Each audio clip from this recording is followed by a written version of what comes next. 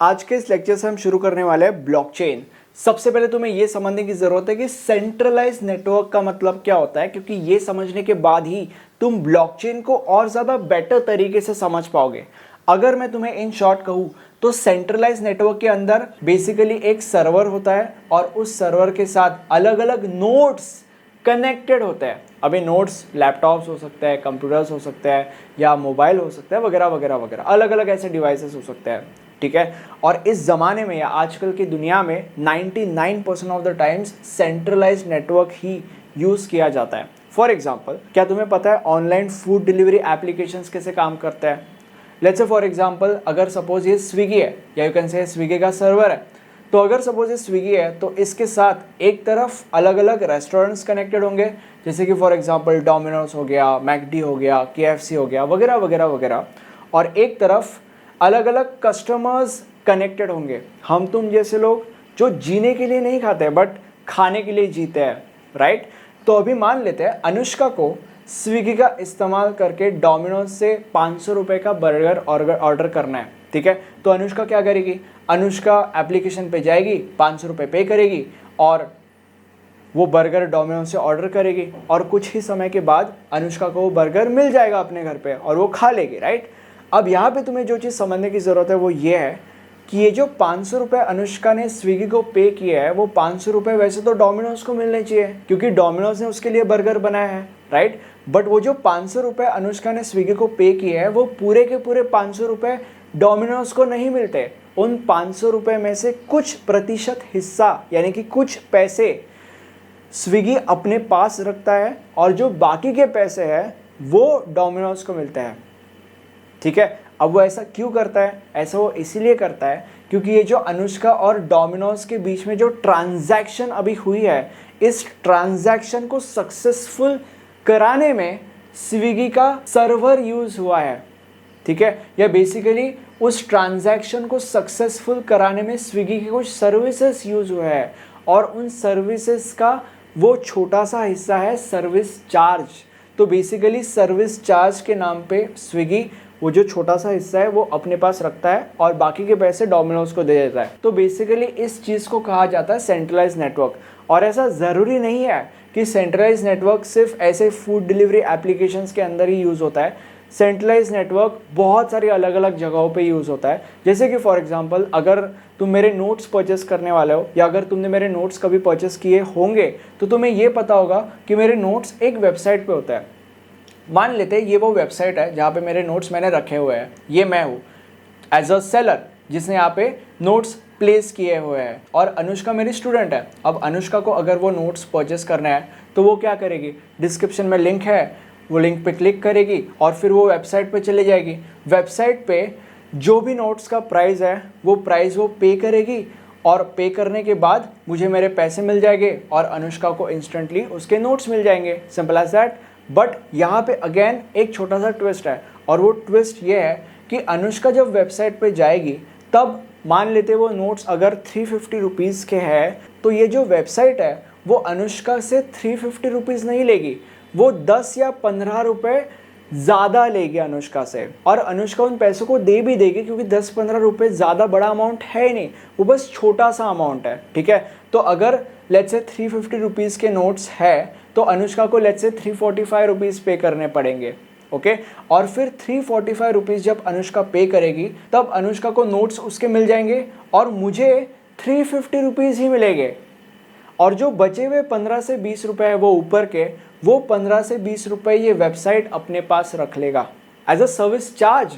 क्योंकि ये जो मेरे और अनुष्का के बीच में का अभी अभी ट्रांजैक्शन हुआ है, उस ट्रांजैक्शन को सक्सेसफुल कराने के पीछे इस वेबसाइट का सर्वर यूज हुआ है या बेसिकली इस वेबसाइट के कुछ सर्विसेज यूज हुए हैं। और क्योंकि वो सर्विसेज यूज हुए हैं उसके लिए वो जो एक्स्ट्रा 15 से 20 रुपए है वो एज अ सर्विस चार्ज इस वेबसाइट ने लिया है या इस वेबसाइट ने अपने पास रखा है। ओके, तो बेसिकली सेंट्रलाइज्ड नेटवर्क ये होता है और वो ऐसे काम करता है। अब इस सेंट्रलाइज नेटवर्क के होते हैं कुछ डिसएडवांटेजेस, जैसे कि for example single point failure.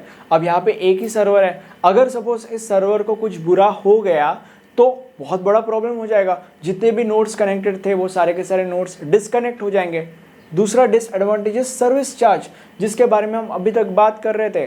Clients को या सेलर्स को या जो भी कस्टमर्स है बेसिकली इस सर्वर के, उन लोगों को सर्विस चार्ज पे करना पड़ता है। ओके और ऐसे बहुत सारे डिसएडवांटेजेस है, बट समझने वाली बात यह है कि सेंट्रलाइज नेटवर्क का मतलब ये होता है और इस सेंट्रलाइज नेटवर्क के कुछ डिसएडवांटेजेस होता है। और अब हमारे पिक्चर में आता है डिसेंट्रलाइज नेटवर्क, जिसका इस्तेमाल करके ब्लॉकचेन काम करता है। अब हम एक छोटा सा ब्रेक लेंगे और ब्रेक के बाद हम ये समझेंगे कि डिसेंट्रलाइज नेटवर्क का मतलब क्या होता है और वो कैसे काम करता है। अब हम ये समझते हैं कि डिसेंट्रलाइज नेटवर्क का मतलब क्या होता है। देखो, जैसे सेंट्रलाइज नेटवर्क के अंदर एक सेंट्रलाइज सर्वर था, जिसके वजह से सेंट्रलाइज नेटवर्क को कुछ डिसएडवांटेजेस फेस करने पड़ते थे, बट डिसेंट्रलाइज नेटवर्क के अंदर कोई सेंट्रलाइज सर्वर होता ही नहीं है। इसीलिए जो डिसएडवांटेजेस वहाँ पे देखने को मिलते थे, यहाँ पे वो डिसएडवांटेजेस नहीं देखने को मिलते। यहाँ पे सारे के सारे नोड्स एक दूसरे के साथ कनेक्टेड होते हैं। फॉर एग्जाम्पल, जैसे सेंट्रलाइज नेटवर्क के अंदर, क्योंकि यहाँ पे सेंट्रलाइज सर्वर था, इसीलिए सिंगल पॉइंट ऑफ फेलियर होता था। मतलब अगर सपोज इस सर्वर को कुछ हो गया, बहुत सारे प्रॉब्लम्स होंगे। फॉर एग्जाम्पल, ये सारे के सारे नोड्स डिस्कनेक्ट हो जाएंगे। बट यहाँ पे कोई सेंट्रलाइज सर्वर होता ही नहीं है, इसीलिए सिंगल पॉइंट ऑफ फेलियर यहाँ पे प्रॉब्लम ही नहीं है। यहाँ पे क्योंकि सेंट्रलाइज सर्वर था, जिसके पास यू कैन से सारा का सारा कंट्रोल था, जिसकी दादागिरी चलती थी, इसीलिए लोगों को सर्विस चार्ज पे करना पड़ता था। बट क्योंकि यहाँ पे सेंट्रलाइज सर्वर है ही नहीं, इसलिए कोई सेंट्रलाइज एलिमेंट ही नहीं है जिसके पास सारा कंट्रोल है, किसी की दादागिरी यहाँ पे चलती ही नहीं है, इसीलिए लोगों को यहाँ पे सर्विस चार्ज नहीं पे करना पड़ेगा। ओके और ऐसा नहीं है कि इसके एडवांटेजेस नहीं है, सिर्फ डिसएडवांटेजेस ही है, ऐसा बिल्कुल भी नहीं है। बट अभी हम इस चीज़ की बात कर रहे हैं ना, इसीलिए मैं उस पॉइंट ऑफ व्यू से बात कर रहा हूँ। ओके तो बेसिकली ये है डिसेंट्रलाइज नेटवर्क। और ब्लॉकचेन का पूरा मेन पॉइंट ही ये है, ब्लॉकचेन नहीं चाहता कि कोई एक सेंट्रल एलिमेंट हो जिसके पास सारा का सारा कंट्रोल है। ब्लॉकचेन नहीं चाहता कि कोई एक ऐसी चीज़ हो जिसकी दादागिरी चलती है, नहीं चाहता ब्लॉकचेन, और इसीलिए वो डिसेंट्रलाइज नेटवर्क का इस्तेमाल करता है। दो ब्लॉकचेन के अंदर कुछ ऐसे एलिमेंट्स हैं जो इस प्रिंसिपल को नहीं मानते, जो इस प्रिंसिपल का उल्लंघन करता है। ये एलिमेंट्स थोड़े से एक्सेप्शनल एलिमेंट्स हैं और आगे आने वाले लेक्चर्स के अंदर इन एलिमेंट्स के बारे में भी मैंने बात की है। ओके अब हम ब्लॉकचेन का डेफिनेशन पढ़ते हैं। A decentralized computation and information sharing platform that enables multiple authoritative domains who do not trust each other to cooperate, coordinate and collaborate in a rational decision making। मुझे पता है कि आपको कुछ नहीं समझ में आया और आई डोंट थिंक तुम्हें समझ में भी आना चाहिए, क्योंकि अगर सच्ची कहूँ तो ये डेफिनेशन तुम्हें तब समझ में आएगा जब तुम इस सब्जेक्ट के अंदर थोड़ा सा घुसोगे, जब तुम मेरे आगे के लेक्चर्स देखोगे, तब तुम्हें ये डेफिनेशन समझ में आएगा। ओके बट जो चबर चबर मैंने अभी तक की और जो चबर चबर इस डेफिनेशन के बाद में मैं करने वाला हूँ, वो चबर चबर समझना तुम्हारे लिए ज़रूरी है, ये डेफिनेशन नहीं। अब हम आगे बढ़ते हैं। अब तुम्हारे मन में ये ख्याल आ रहा होगा कि यार डिसेंट्रलाइज नेटवर्क, ब्लॉकचेन, ठीक है, लाइक वी गेट इट, और हमारे मन में थोड़े से डाउट्स है, बट हमें पता है कि ये सब्जेक्ट ही वैसा है, आगे आने वाले लेक्चर्स में सारे के सारे डाउट्स हमारे क्लियर होने वाले हैं। बट हमने ब्लॉकचेन और बिटकॉइन का कुछ ना कुछ लेना देना होता है, कुछ ना कुछ रिलेशन होता है, ये भी सुना है। तो व्हाट इज़ बिटकॉइन और उसका ब्लॉकचेन से क्या लेना देना है? देखो, द थिंग इज़, ये जो ब्लॉकचेन है इसके बहुत सारे अलग अलग एप्लीकेशंस होते हैं। जैसे कि फॉर एग्जांपल वोटिंग में ये यूज़ किया जाता है, गैम्बलिंग में ये यूज़ किया जाता है। मैं करता तो नहीं हूँ बट मुझे पता है, राइट। और क्रिप्टो करेंसी जैसी चीज़ों में भी ये यूज़ किया जाता है, और भी बहुत सारी चीज़ें हैं। और जो बिटकॉइन है वो एक क्रिप्टो करेंसी है, राइट। और इसीलिए हम ये कह सकते हैं कि bitcoin is an application of blockchain. तो बेसिकली बिटकॉइन जो है वो ब्लॉकचेन का एक एप्लीकेशन है, ठीक है। अब बिटकॉइन क्या है, ब्लॉकचेन काम कैसे करता है, उसका पूरा का पूरा स्टोरी, क्रिप्टो करेंसी क्या है, और भी ऐसे बहुत सारी चीज़ें जिसके अंदर तुम्हारे काफ़ी अलग अलग डाउट्स छुपे हुए हैं, या अभी भी जो तुम्हारे दिमाग में फॉग चल रहा है, थोड़ी थोड़ी सी चीज़ें अनक्लियर है, ये सारी की सारी चीज़ें क्लियर आउट होने वाली है, तुम्हारे सारे के सारे डाउट्स सॉल्व होने वाले हैं मेरे आगे आने वाले लेक्चर्स के अंदर। सारी की सारी चीज़ें मैं तुम्हें एक लेक्चर के अंदर नहीं बता सकता।